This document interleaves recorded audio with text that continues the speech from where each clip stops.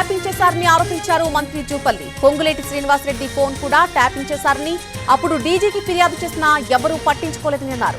తాను ఫోన్ చేయకున్నా పొంగులేటికి తన ఫోన్ నుంచే కాల్ వెళ్లిందని అన్నారు.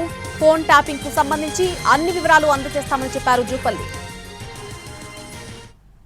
ఫోన్ ట్యాపింగ్ దాంతో పాటుగా పొంగులేటి గారి ఫోన్ ట్యాపింగ్ అనేది ఎన్నికల కంటే ముందే ట్యాపింగ్ జరిగింది. దానికి రిటర్న్ కాంప్లైంట్ నేను పొంగులేటి గారు కన్సర్న్ డీజీ గారికి ఐజీటీ గారికి కాంప్లైంట్ కూడా ఇవ్వడం జరిగింది. నా ఫోన్ ట్యాపింగ్ అంటే నా ఫోన్ నా దగ్గర ఉంది, నా ఫోన్ నా దగ్గరనే ఉంది. నా ఫోన్ నుంచి కాల్ వచ్చినట్టుగా పొంగులేటి గారికి ఫోన్ పోయింది. ఆయన పొద్దున ఫోన్ చేసాడు మార్నింగ్ 11:30కి. అన్న రాత్రి 10 గంటలకు ఫోన్ చేసాడు. నేను చేయలేదన్న అంటే అన్న నీ నెంబర్కి వెళ్ళి వస్తుంది. తర్వాత మళ్ళీ కూడా ఫోన్ చేసాడు. అంటే స్పష్టంగా మాట్లాడిన దానిలో మీకు ఎవరి సమాచారం కావాలి, ఏం సమాచారం కావాలని చెప్పని వాడు అడిగితే ఎవరిని అంటే వాడు ఫోన్ సమాచారం ఇవ్వకుండా పొంగులేటి గారి సమాచారం కూడా ఫోన్ కట్ చేసిన వాడు. దాన్ని స్పష్టంగా నెక్స్ట్ 3 days లోపలే ఇద్దరం కూడా రిటర్న్ కాంప్లైంట్ ఇచ్చినాం.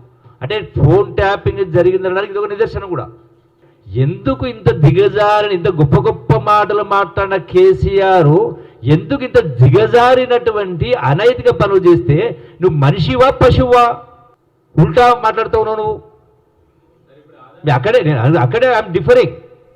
ఏ ఒక్క విషయం చెప్పేదానికి